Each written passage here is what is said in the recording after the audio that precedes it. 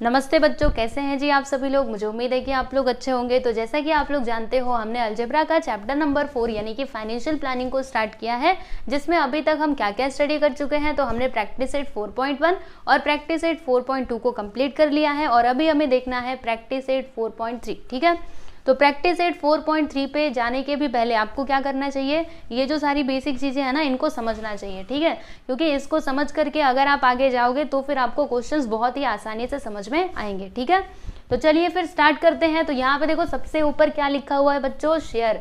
तो ये शेयर क्या होता है, सुनो आपको बताती हूँ। जैसे कि कोई एक पर्सन है, उसके दिमाग में आया बिजनेस स्टार्ट करने का। ठीक है, देखो बिजनेस के अलग अलग टाइप होते हैं। एक सोल ट्रेडिंग कंसर्न होता है, एक पार्टनरशिप फर्म होता है, एक जॉइंट स्टॉक कंपनी होता है, जॉइंट हिंदू फैमिली होता है। ठीक है, तो यहाँ पर हम लोग शेयर की बात कर रहे हैं ना, तो जनरली क्या होता है, जो जॉइंट स्टॉक कंपनीज होती है ना, वो क्या करती हैं, शेयर्स को इशू करती है, क्योंकि इनको ही ज्यादा कैपिटल चाहिए होता है। जैसे कि सोल ट्रेडिंग कंसर्न मतलब क्या, कोई अकेला इंसान बिजनेस करेगा। ठीक है, तो इसमें हमको कैपिटल कम चाहिए होगा।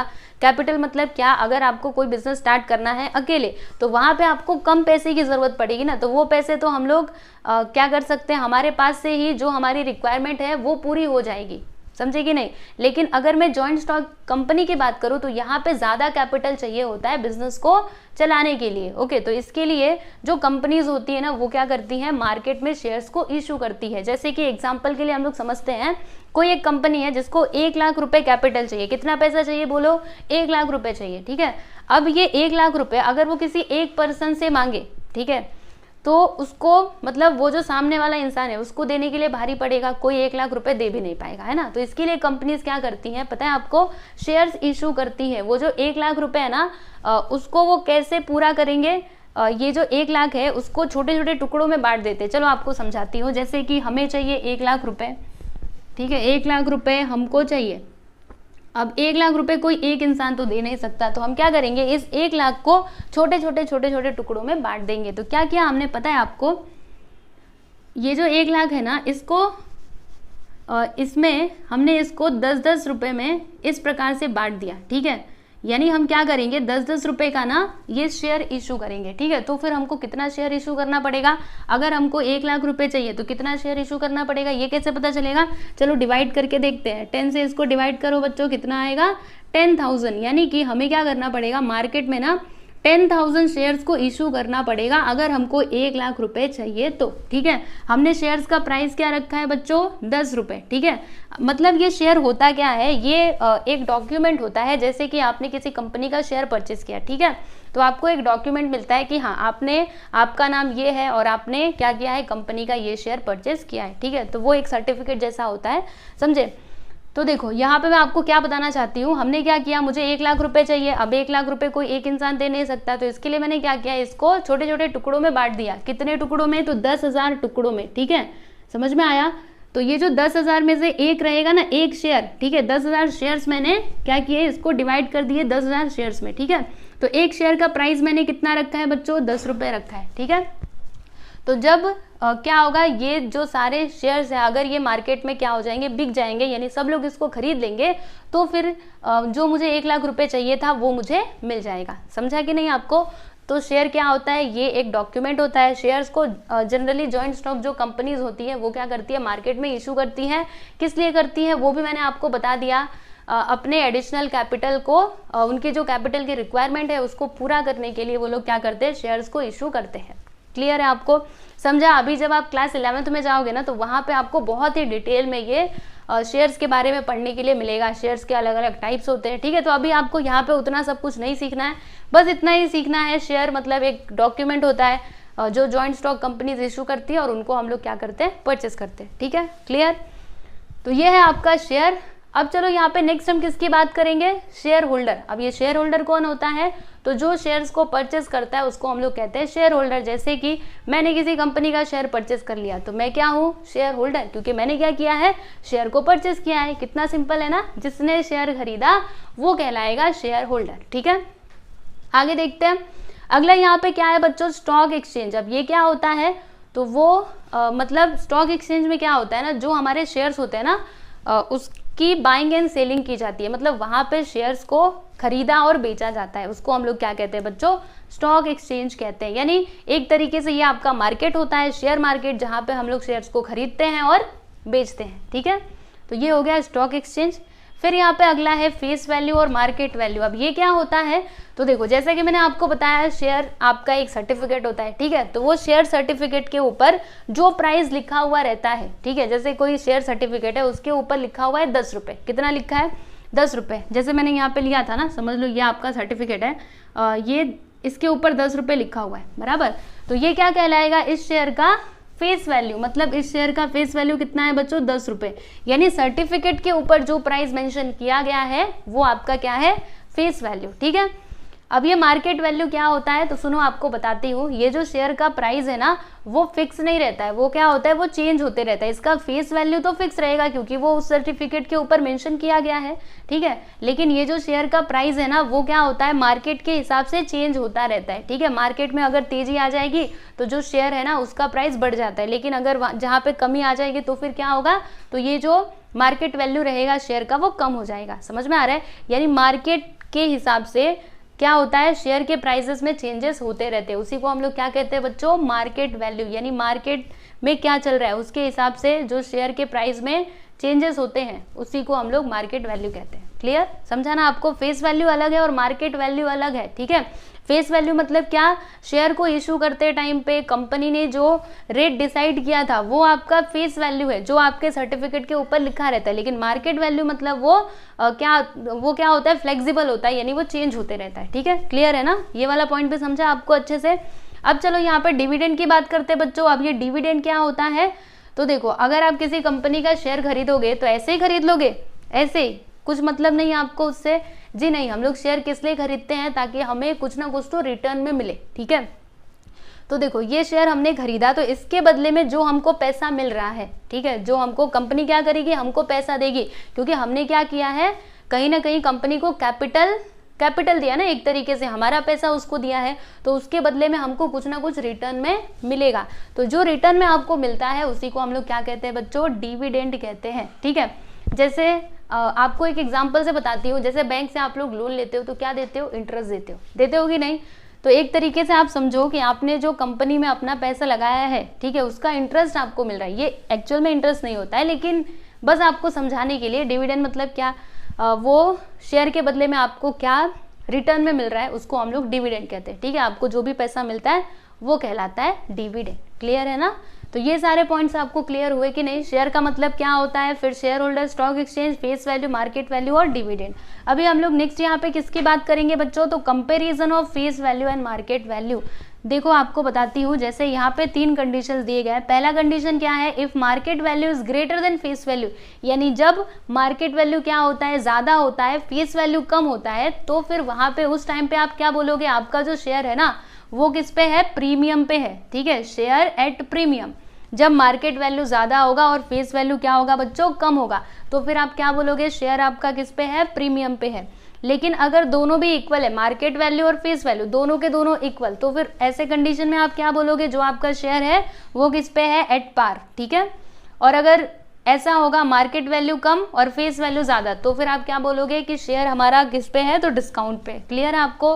देखो एक बार फिर से याद करवाती हूँ, बहुत ही सिंपल है, मार्केट वैल्यू ज्यादा फेस वैल्यू कम, तो फिर प्रीमियम बोलने का। लेकिन अगर मार्केट वैल्यू क्या है, कम है, फेस वैल्यू ज्यादा है, मार्केट वैल्यू कम फेस वैल्यू ज्यादा, तो फिर शेयर किस पे है, डिस्काउंट पे है। लेकिन अगर दोनों इक्वल तो फिर पार बोलने का, एट पार, ठीक है। क्लियर है आपको। तो ये कंपेरिजन हमने समझ लिया। अब देखिए यहाँ पे मोस्ट इंपॉर्टेंट फॉर्मूले हमको सीखने हैं, बहुत इंपॉर्टेंट है, क्योंकि इन्हीं की मदद से तो हम लोग क्वेश्चंस को सॉल्व करने वाले हैं। तो अब आप सोच रहे होंगे तो इनका कुछ भी यूज नहीं, तो फिर क्यों बताया, अरे है ना यूज, जब आपको कंसेप्ट समझा रहेगा तब तो, नहीं तो मैं शेयर बोलते जाऊंगी, आपको कुछ समझेगा ही नहीं, तो इसका फायदा क्या है ना। चलिए देखते हैं। फॉर्मूले में पहला है सम इन्वेस्टेड। सम इन्वेस्टेड मतलब क्या, आपने कितना इन्वेस्ट किया, यानी आपने कितने का शेयर खरीदा। अगर आपको ये पता लगाना है कि शेयर खरीदने के लिए आपने कितना पैसा लगाया, तो उसके लिए फॉर्मूला क्या होता है, बहुत ही सिंपल। देखो यहाँ पे लिखने का, number of shares into market value, ठीक है। क्योंकि ये जो शेयर है ना, ये पता है कौन से रेट पे परचेस किया जाता है, तो मार्केट वैल्यू, मार्केट के हिसाब से, मार्केट में जो उसका रेट चलता रहेगा उसी में हम लोग क्या करते हैं, शेयर्स को परचेस करते हैं। क्लियर है आपको? तो देखो आपने कितना पैसा इन्वेस्ट किया, तो आपने कितना, सपोज करो कि आपने 10 शेयर्स खरीदे। देखो आपको एग्जांपल देती हूँ, आपने 10 शेयर्स खरीदे और एक शेयर का प्राइस है, समझ लीजिए मार्केट वैल्यू है 8 रुपया, ठीक है। तो बताइए आपने कितना रुपया इन्वेस्ट किया शेयर को खरीदने के लिए, क्या करोगे बोलो? 10 खरीदा और एक शेयर का प्राइस कितना है, 8 रुपये, तो क्या करोगे, इन दोनों का मल्टीप्लाई करोगे ना। यानी हमने क्या किया, number of shares into market value, दोनों का जब मल्टीप्लाई करेंगे तब हमें पता चलेगा कि हमने टोटल 80 रुपये खर्चा किए शेयर को खरीदने के लिए। समझे? तो ये फॉर्मूला बहुत ही सिंपल सा है। रुको मैं इसको थोड़ा अच्छे से लिखूं, मुझे लग रहा है कि ये दिखाई नहीं दे रहा। रुको, number of shares into market value, MV मतलब क्या होता है बच्चों, मार्केट वैल्यू। देखो कभी कभी ऐसा भी रह सकता है, मार्केट वैल्यू, और FV यानी क्या होता है, फेस वैल्यू। ठीक है, समझे? अब यहाँ पे नंबर ऑफ शेयर्स अगर आपको बताना है तो क्या करोगे, देखो ये वाला फॉर्मूला ना इसी की मदद से डिराइव्ड होगा। कैसे, सुनो, हमें क्या बताना है, नंबर ऑफ शेयर्स बताना है। ठीक है, तो इधर क्या है बच्चों, सम इन्वेस्टेड लिख दीजिए।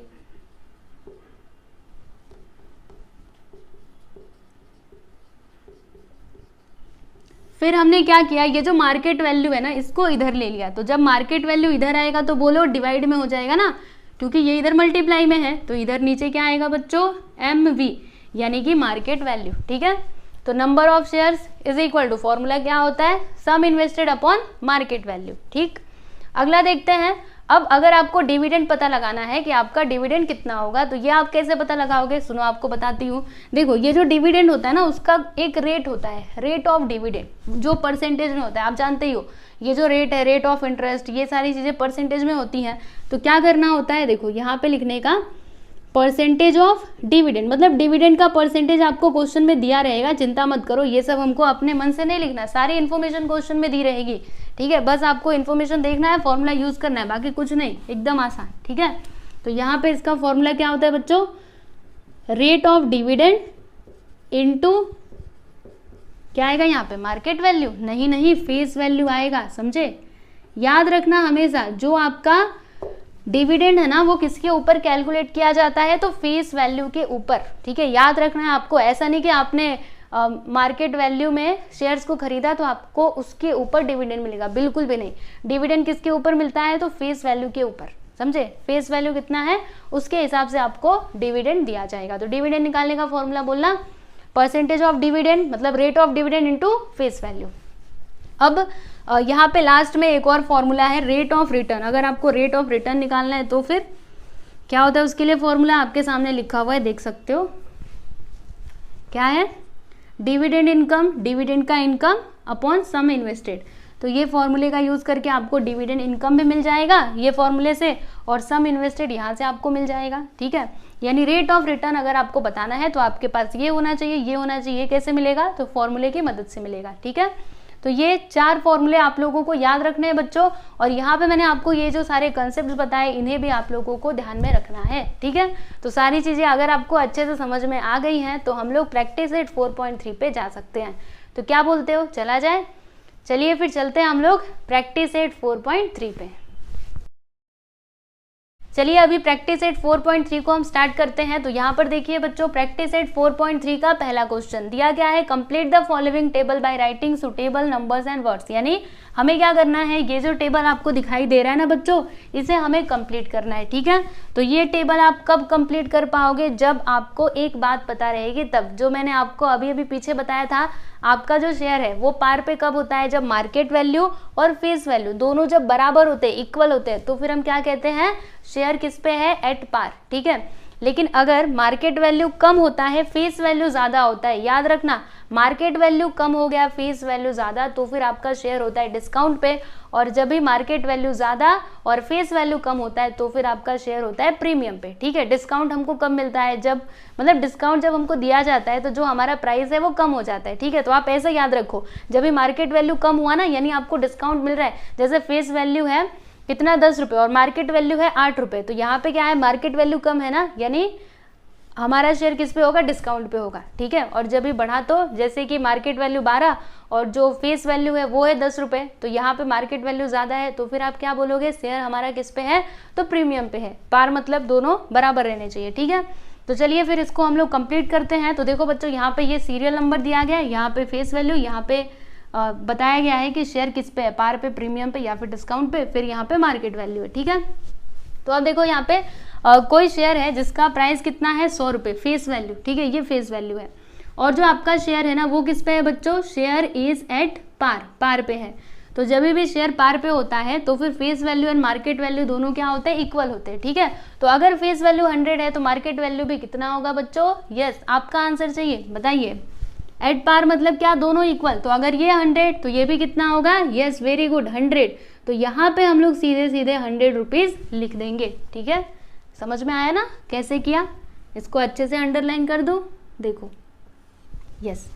अब आगे चलते हैं, यहाँ पर देखिए हमें ना फेस वैल्यू बताना है और शेयर किस पे है, प्रीमियम पे है, और इसका मार्केट वैल्यू कितना है बच्चों, 575, ठीक है।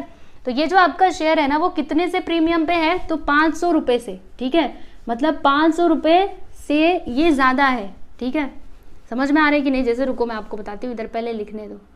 जैसे एग्जाम्पल के माध्यम से समझते हैं, आपका जो शेयर है ना उसका मार्केट प्राइस है 12 रुपये और फेस वैल्यू है बच्चों, मार्केट प्राइस है 12 रुपये, फेस वैल्यू है 10 रुपये, ठीक है।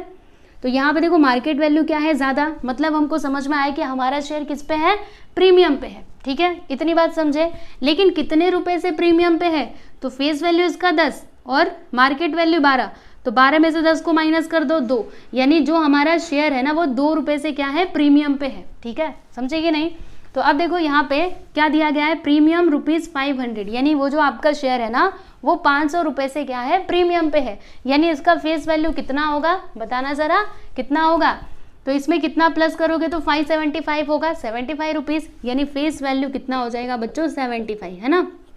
फेस वैल्यू इतना, मार्केट वैल्यू कितना, मार्केट वैल्यू इतना, है ना, मतलब प्रीमियम से कितना, यहाँ पे प्रीमियम कितना है, 500 रुपीज़, ठीक है।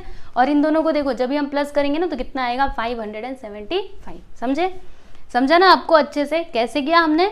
चलिए अभी आगे चलते हैं बच्चों, यहाँ पे देखिएगा क्या दिया है, जो आपका फेस वैल्यू है ना वो है 10 और मार्केट वैल्यू कितना है, 5 रुपये। तो बताओ आपका शेयर किस पे है, पार पे है, प्रीमियम पे है या फिर डिस्काउंट पे है। तो यहाँ पे मार्केट वैल्यू जो है वो कम है और फेस वैल्यू क्या है बच्चों, ज़्यादा है। तो मार्केट वैल्यू कम मतलब आपको डिस्काउंट मिल रहा है ना, डिस्काउंट मिलता है तो आपका जो जैसे आपको 10 रुपये देने हैं, आपको 2 रुपये का डिस्काउंट मिल गया तो आप क्या करोगे, 8 रुपये दोगे, यानी पैसा कम हो गया, ठीक है।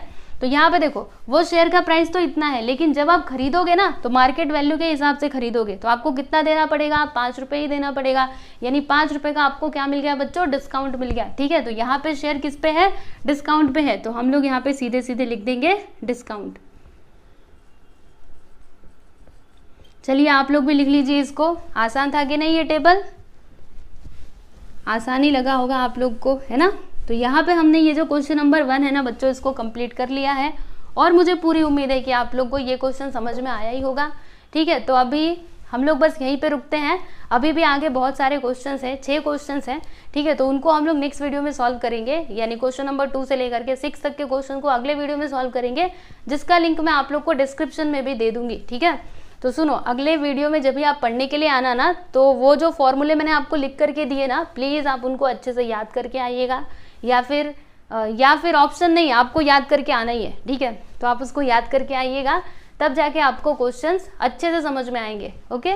तो चलो बच्चों अभी मिलते हैं हम लोग अगले वीडियो में आगे वाले क्वेश्चंस के साथ, ठीक है। तो अगर आपको ये वीडियो अच्छा लगा तो लाइक भी कीजिएगा और अपने दोस्तों के साथ भी शेयर कीजिए, ठीक है। चलिए, गुड बाय एवरीवन।